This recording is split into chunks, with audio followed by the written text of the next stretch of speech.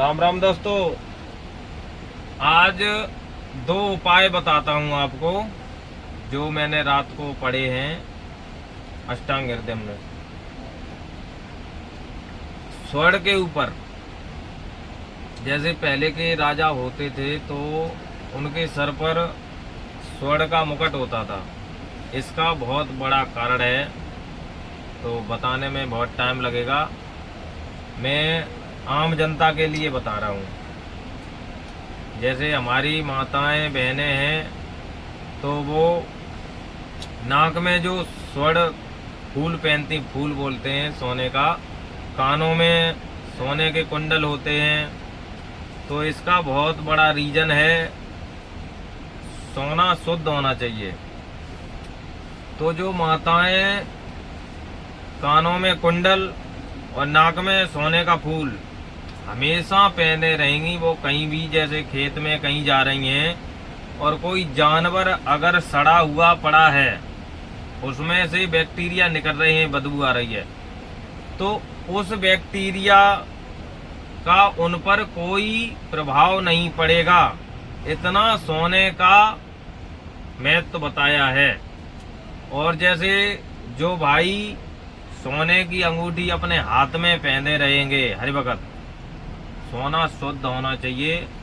आज के समय में 24 कैरेट का सोना बताते हैं, तो उनको कभी हार्ट अटैक हो नहीं सकता है।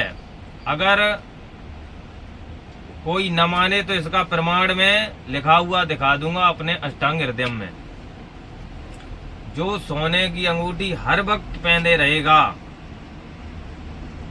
तो उसको हार्ट अटैक की बीमारी नहीं हो सकती है।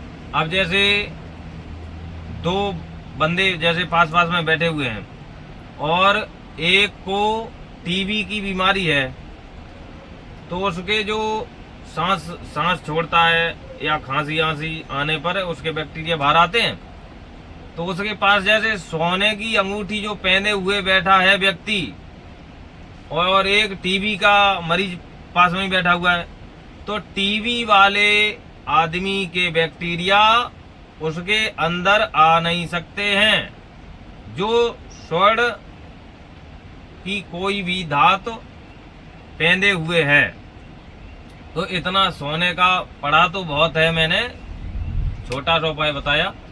तो सब लोग स्वर्ण की अंगूठी पहने। स्वर्ण सोना, शुद्ध सोना होना चाहिए।